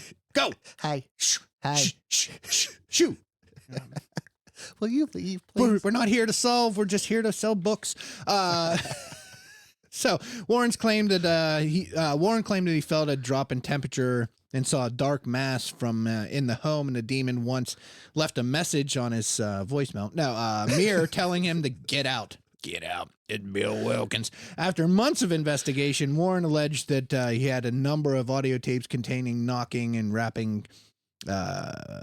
Rapping demon. Yeah, it was a rapping demon. Shit. Yeah, I know, man. He's busy. Eminem. Professor Paul Kurtz of State University of New York at Buffalo, and then chairman of the Committee of Scientific Investigation of Claims of the Paranormal. That's cool. Said the Warrens weren't objective, independent, or impartial investigations, and criticized the Smurls' claims as a hoax, a charade, a ghost story. That's weird. Paul Kurtz. Oh no, what was the people in Amityville? Lutz. Okay, close. Yeah. Claimed the possible delusions or hallucinations or brain impairment because Jack had he had an issue. He had like something. He had like a tumor or something. Oh, okay. So that was because he was the bulk of the sightings, right? He was the one that was like, I saw a demon blow So it me. may have You been- know what I mean? yeah, Like that's may have why. been the tumor talking. Yeah. So, Huh. and I think he had like concussions. Like he had some serious like upstairs issues going on. Themselves psychological examination. Jack Smurl told a newspaper reporter he had surgery to remove water on the brain. That was what it was in Okay. 1983 because he experienced short-term memory loss due to meningitis in his youth. Allentown psychologist Robert Gordon commented that people often look at demonology to explain many tensions that they're experiencing as individuals in their within their families. So it goes on. There's some the 86 Smurls told press they tried to were tired of the constant media bombardment. However, within a few months, they had authored along Ed and Lorraine and Scranton newspaper writer Robert Curran a paperback book, The Haunted. So there you go. Yeah, there's the Smurls. Smurls. I thought this house. Well, what happened too is in like 74, there was a huge hurricane that came up the coast and like wiped half of like the eastern part of the state, like just flooded shit and like knocked like houses down. It was bad. It was bad. And this is a real world. Like this is really happened. Right. So that's why the Smurls had to move into the other side of their the in-laws. So Okay. their in-laws lived on one side, they lived on the other side. It was like a double house, right? Okay. And Janet Smurl's mom and dad lived on the one side, and they lived on this side. Now the house is connected. Like, wouldn't there be like more on both sides? You know what I mean? It's one Right. house. Yeah. The Smurl, yeah, there's interviews with them. I mean, there's all kinds of, but it's another Ed and Lorraine Warren case. Right. You know, I'm surprised. I've heard ramblings that they wanted to make it into one of the Conjuring universes because it was such a big, but it's not Amityville. It's not the Yeah. parent, you know, it's not Enfield. It's not, the doll. Annabelle, you know what I mean? Yeah. So like it changes the dynamic of the whole Conjuring universe because of the story. Yeah. But there's some, if they made that movie, because like if you get into depth into this thing and Jack's telling you like he was sitting there watching TV one night and he thought it was his wife came down, and then like when like the demon like crawled on top of him Yeah. and like straddled him, then it was like a demon. It wasn't his wife anymore. Huh. And then he was like laying in bed one night and like the demon like took his underwear out. Dude, the story is so wild. And the way that he like tells the story of like the sexual assault that he Right. like the spectrophilia thing that went on. It's just that's why I had to bring it up, because I knew it was an Ed and Lorraine thing. Right. And that story of them all, because they were there, but they weren't like the investigative force, I guess, because the Smurls go on to write a book and like a made for TV movie. Right. They made their money, but it doesn't feel like that grifter grab that most of Ed and Lorraine Warren's shit felt like. Absolutely. Yeah. It's it's in there. Yeah. Right there. Look at the small little article about right. it. Old Smurl. But it was a huge case.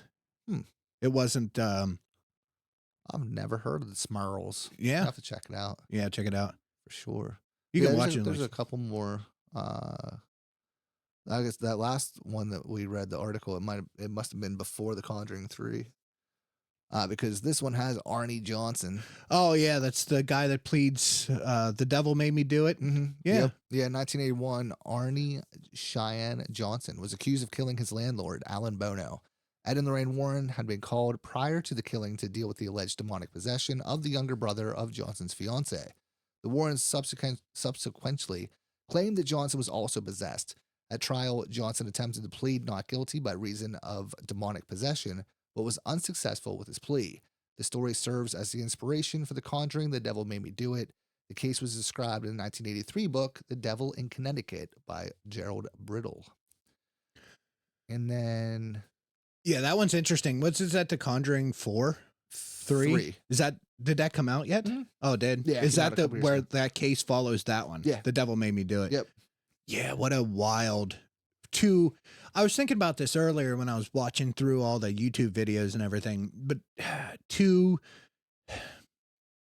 go into a court of law and your defense to be, I'm possessed by the devil of all people, not a demon. Yeah. You know what I mean? Like the devil himself. Right. I guess it was easier to market it as the devil than like a demon. You know, they couldn't say that, you know, whoever, whatever demon, Zozo or whoever. Pazuzu. Possessed him. So the devil, you know, the devil made me do it, or, you know. Right. That's a crazy defense. And I mean, even to try to defend yourself as like mentally ill is a stretch anymore. Right. You know, for that to be a defense, and I don't know. It's cool. It's wild that it happened that way. You know, in 81, he was like, "Yeah, devil made me do it." Right. Yeah. And they were like, "We're going to hear this defense and not just be like, no." You know what I mean? Yeah. But yeah, the movie does it all right. It's probably it's my least favorite in the series of the actual Conjuring series, but it's all right. Oh, really? Yeah. I haven't seen it. Maybe I have to go check it out. Check it out. Then we have the Snedeker House. So in 1986, Ed and Lorraine Warren arrived and proclaimed the Snedeker House, a former funeral home, to be infested with demons. The case was featured in the 1993 book In a Dark Place, The Story of a True Haunting. A TV film that later became part of the Discovery Channel series A Haunting was produced in 2002. And then, of course, The Haunting in Connecticut, a film based on the Warrens' version of events and directed by Peter Cornwell, was released in 2009. Horror author Ray Garton, who wrote an account of the alleged haunting of the Snedeker family in Southington, Connecticut, later called into question the veracity of the accounts contained in his book, saying the family involved, which was going through some serious problems like alcoholism and drug addiction, could not keep the story straight, and I became very frustrated. It's hard writing a nonfiction book when all the people involved are telling you different stories. To paranormal investigator Benjamin Radford, Garland said of Lorraine, "If she told me the sun would come up tomorrow morning, I'd get a second opinion." Oh, that's great. That's a great line. The Snedeker one, yeah, that's a great. Too bad that wasn't really incorporated into the Conjuring universe. You know what I mean? Yeah, I think because it was a more recent movie, like 2009 is when that one came out. But yeah, because the Snedeker case was a huge case in the zeitgeist of Ed and Lorraine Warren. So, yeah, then that was late in their, not late in their life, but yeah, that was 96. 86. 86? 86. Oh, Yeah. okay. I thought that said 96. Yeah. So the Snedeker case and the haunting in Connecticut, that's another good one, but I mean, every case that involves them stinks like shit to me. Right. So the ones that don't, you know, even like I said, like the Enfield one, you know, is that something that those girls went through? Yeah, maybe. Right. But I don't know. Yeah, I mean, it's hard to say for sure one way or the other because anything's possible. But I don't know. And obviously, we're looking at a fraction of the quote unquote cases. 10,000 cases. 10,000 cases. Is it like we figure out the math? Like as long as they were doing it, like yeah, right. Then they were like, yeah. How long were they? That's my calculator. How long were they at it? Right. You know, how many years were they so investigating from 46? Yeah. 46 to when he died. When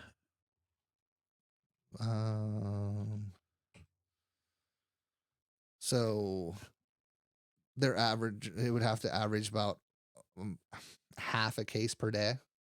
So a case every 2 days. Yeah. Consistently. Yeah. For like 46 years. Demon. Yeah. Not demon. And Exorcism. That's the thing. Like, I mean, maybe it's because all of these ones kind of overshadow everything, but like, I don't ever hear of them having a case where they're like, no, not a demon. Like every single one of these is like, they were sure that it was full of demons. Well, when you're a self-proclaimed demonologist, It's true. You know, when you wrote the book on demonology. Yeah, like when you're here's a great example. Patterson Gimlin, okay, they're going looking for Bigfoot. Right. That day, they find Bigfoot. It's a great comparison because it's the same. We're looking for demons. These people just happen to all be possessed by demons. We're gonna find demons one way or the other. Exactly. Right. Mm-hmm. Little sketchy. Little sketch. Sus. Let's 100% sus. Right. Other activities. Warrens were responsible for training several self-described demonologists, including Dave Considine and their nephew, John Zaft. So yeah, they're just training. Now they're self-proclaiming everyone else. Shit. Here's the juicy news though. Oh, okay. In 2017, Judith Penny claimed she had a 40-year sexual relationship with Ed, starting when she was underage in 1963. There's a lot more information to it, but that's all it gave it in Wikipedia. But apparently Lorraine was in on it. She was aware of it. Well, she's a medium. She had to have known. Well, that's true. Or That's true. what kind of medium was she? A self-proclaimed medium? If she didn't know her husband was a kid diddler. Whew. Well, you know. Speaking of that, Ed and Lorraine Warren were members of the Roman Catholic Church.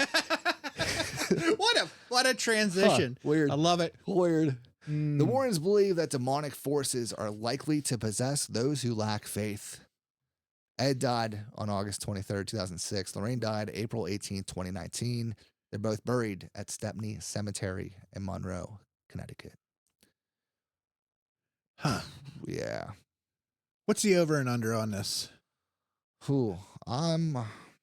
So I don't know if you want to get into conclusions or we can or if you want to talk about more of the no, that's about it. I mean, like I said, 10,000 cases. We got into 10 of them. Like, we had 10 of them. Yeah. Where's the rest? Yeah. Did they have like a hear stamp where they just like demon, demon, stamp demon? That's how you would have to.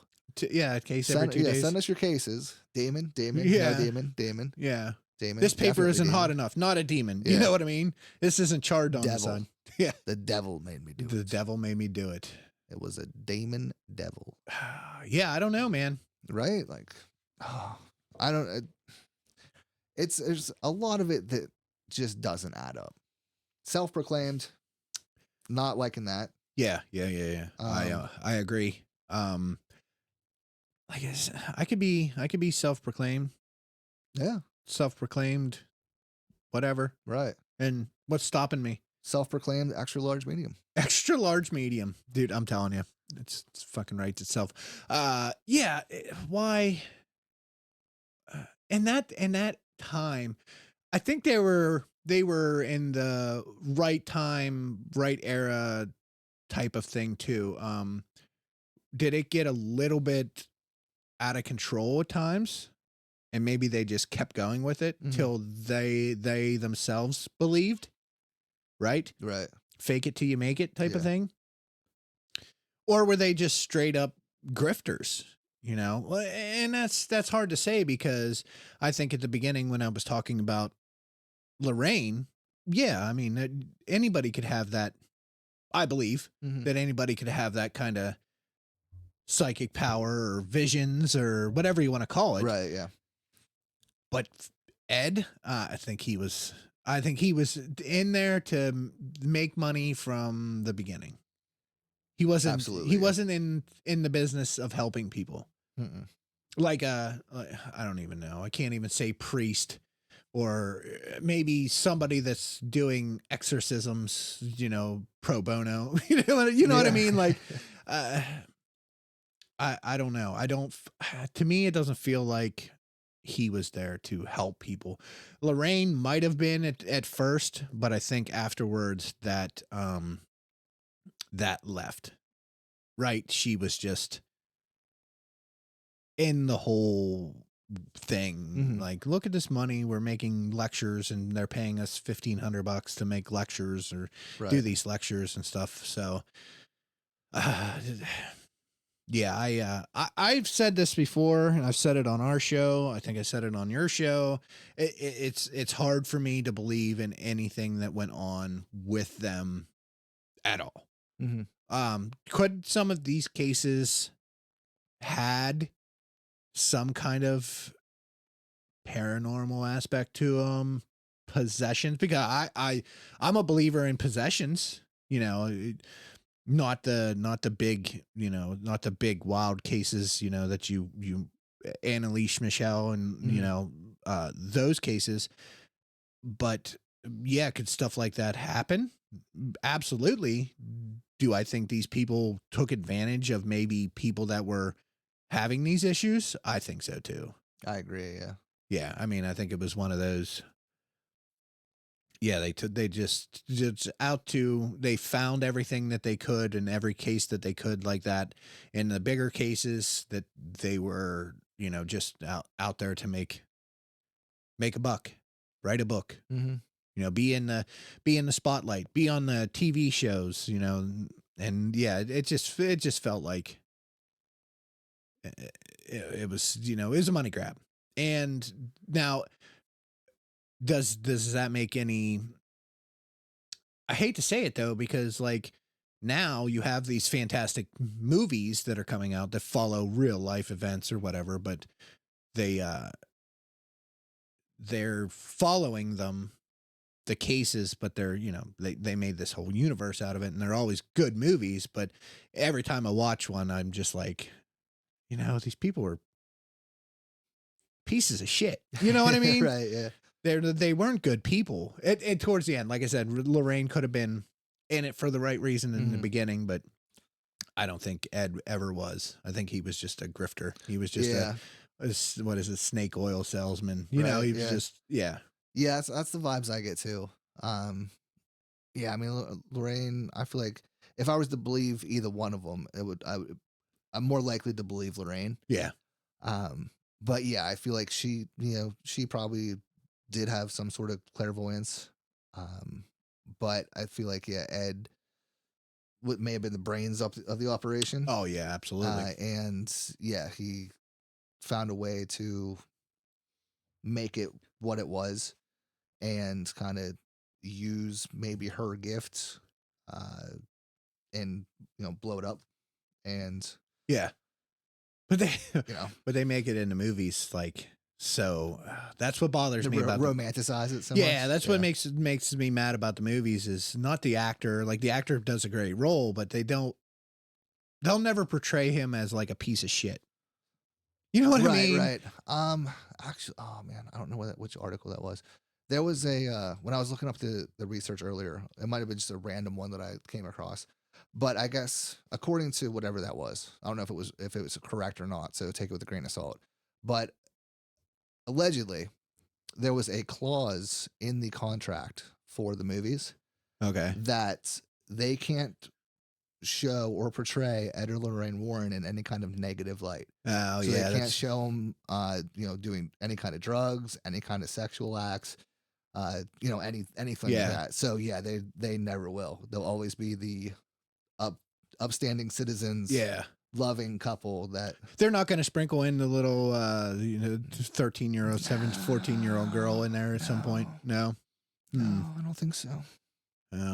Yeah, that's probably one of the binders, because she knows the skeletons that are in the closet. Oh, 100%. You know what I mean? So the more that they research, the more that they might find out that, who knows? But yeah, I mean, that terrible bullshit aside, as far as I don't know, the hauntings, the demons, I'm not buying it. What the overall aesthetic of it, not that each one didn't have its own reality to it. Yeah, not the cases. But yeah, it's like as soon as they get involved, it's 100% demons. Yeah. Well, do you have any belief in possessions or demons or paranormal? At all? Yes and no. It's a gray area for me. Yeah. Because I'm not, like, I always did growing up, but I also grew up very religious. Yeah.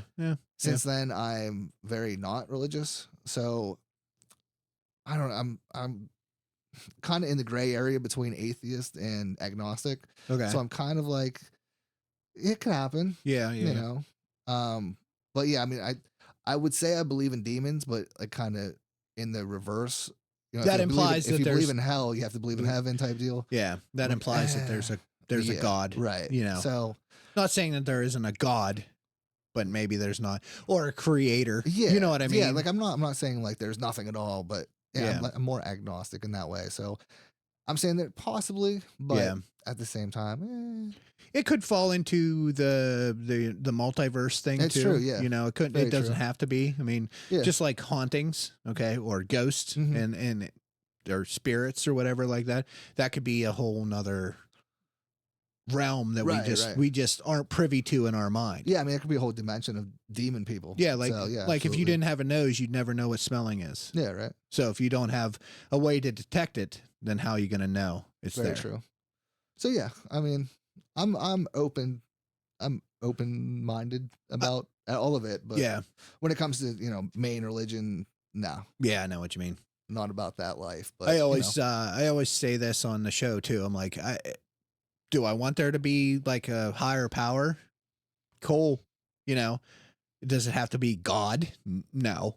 yeah, You know what I mean? It could be whatever you want to believe in. And if that brings you solace at the end of the day, who am I to say Yeah, any right. different? You know what I mean? So yeah, sure. That's what I say all the time. There, Mhm. you know, any like religion based thing. I'm like, sure. You Yeah. know, just don't be a cult. yeah, right. You know- yeah, it's you pretty know what much- I mean? You know, don't go sweating in tents in the Arizona desert Right. just because, you know, some whack job wanted your 401k. Absolutely. But I'm starting a cult, so it's okay. Well, Slowly it's a but sure. different kind of Yeah, cult, it's a different you know, cult. Yeah, it's we're not different. going to have a compound. It's just going to be a bunch of killdozers. So, yeah, I mean, we're I going to knew have a there'd be a fleet. way. We're There'd going to be have a way fleet. to put that killdozer right in this episode. I knew it. Always Always. with the killdozer. Life finds a way. Yep.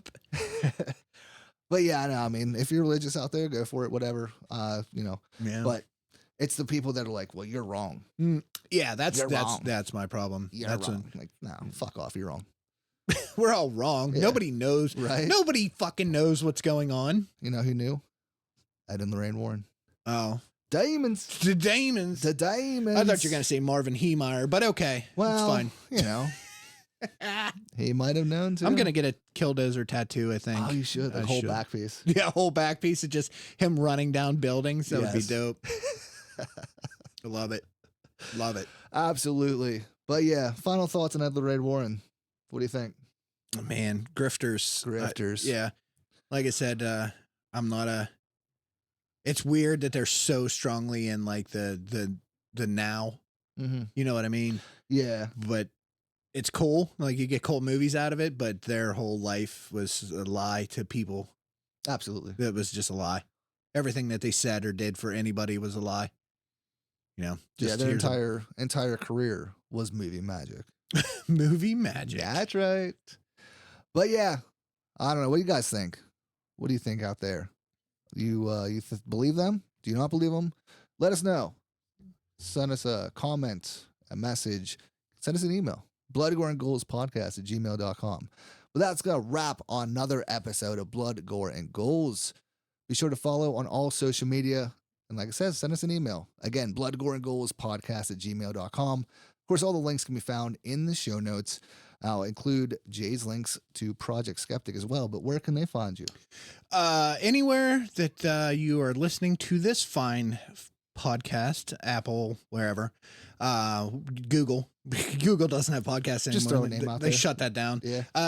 ProjectSkeptic.com is the website. I think it's still running. I don't know. I don't check on it. It's just ran by a third party, so whatever. You can find us on Twitch, Instagram, Facebook. Leave us an email. It's projectskepticpod@gmail.com. Yeah, you can find all the links for all that fun stuff in there.